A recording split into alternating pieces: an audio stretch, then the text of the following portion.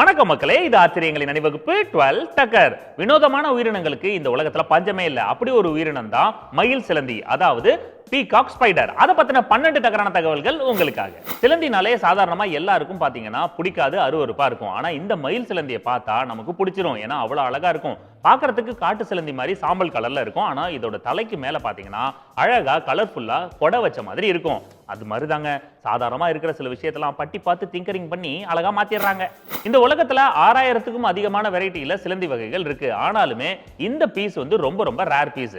இது ஆஸ்திரேலியாவோட மேற்கு கடற்கரை பகுதியில் தான் அதிகமா இருக்கும். இது ரொம்ப அழகா இருந்தாலும் கண்ணுக்கு தெரியாதுங்க. ஒரே இடத்துல ரொம்ப நேரம் இருந்தாலும் நம்ம உத்து பார்த்தாதான் நம்ம கண்ணில் அது மாட்டோம். அதான் அழகா இருந்தாலும் இப்படி அமைதியா இருக்கணும். மயில்கள்ல எப்படி ஆண் மயில்களுக்கு அழகான தோகை இருக்குமோ அதே மாதிரி இந்த சிலந்தி வெரைட்டிலையும் ஆண் சிலந்திக்கு தான் கலர்ஃபுல்லான தோகை இருக்கும். பெண் சிலந்திகளுக்கு சாதாரணமா பிரவுன் கலர்ல தான் இருக்கும். ஆண்கள்னாலே அழகுதானே.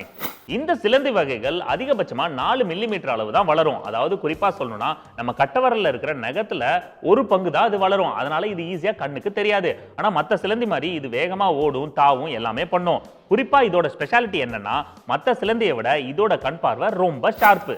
காட்டுல இருக்கிற சிலந்தி வெரைட்டிஸ் மாதிரி இந்த மயில் சிலந்திக்கும் விஷம் இருக்கு. ஆனா இது மனுஷங்களை கடிச்சா ஒண்ணும் ஆகாது. அதுக்கு ரீசன் என்னன்னா நம்மளை கடிக்கிற அளவுக்கு அதுக்கு வாய் பெருசு கிடையாது. இந்த மயில் சிலந்தியோட உணவு பழக்கம் ரொம்ப டிஃபரெண்டானது. பல நேரங்கள்ல இது இலைகளை தான் சாப்பிடும். சில நேரத்துல மூடு வந்துச்சுன்னா சின்ன சின்ன பூச்சிகளை நான்வெஜ்ஜா எடுத்துக்கும். அது மட்டும் இல்லைங்க, எந்த ஃபுட்டும் கிடைக்கலன்னா தன்னோட கூட்டத்துல இருக்கிற மத்த சிலந்தியை அடிச்சு சாப்பிட்ரும். அழகு இருக்கிற இடத்துல தான் ஆபத்தும் இருக்கும். எல்லா ஆண் சிலந்திகளுக்கும் ஒரே மாதிரி உடம்புல டிசைன்ஸ் இருக்காது.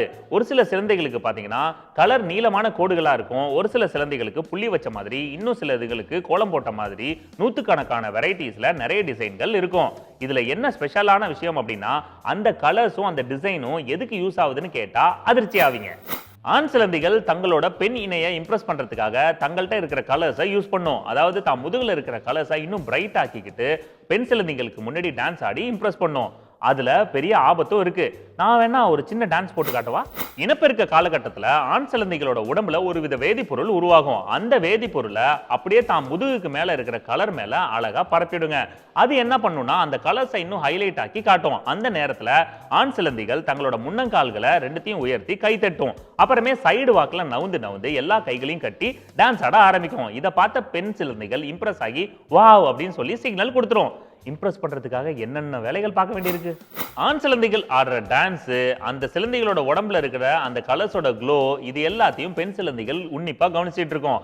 அந்த மூமெண்ட்ஸ் எல்லாம் பிடிக்கல அப்படின்னா டக்குன்னு ஆண் சிலந்திகளை கப்புன்னு பிடிச்சி அதோட மண்டை மேல கொத்தி அதோட மூளைக்குள்ள விஷத்தை அனுப்பி அந்த ஆண் சிலந்திகளை பெண் சிலந்திகள் காலி பண்ணிடும். அதுக்கப்புறம் அந்த ஆண் சிலந்திகளை கொஞ்சம் கொஞ்சமா இந்த பெண் சிலந்திகள் சாப்பிட்ரும். இதனாலேயே ஆண் சிலந்திகள் கேர்ஃபுல்லா டான்ஸ் ஆடும்போது பெண் சிலந்திகளோட மூமெண்ட்டை பார்த்துக்கிட்டே ஆடும். ஆண்களுக்கு பாதுகாப்பு இல்ல, இதை நாங்க வன்மையா கண்டிக்கிறோம். இந்த பீகாக் ஸ்பைடருக்கு வலை பின்னக்கூடிய கெப்பாசிட்டி இருக்கு. ஆனாலும் வலை பின்னி இறைய பிடிக்காது.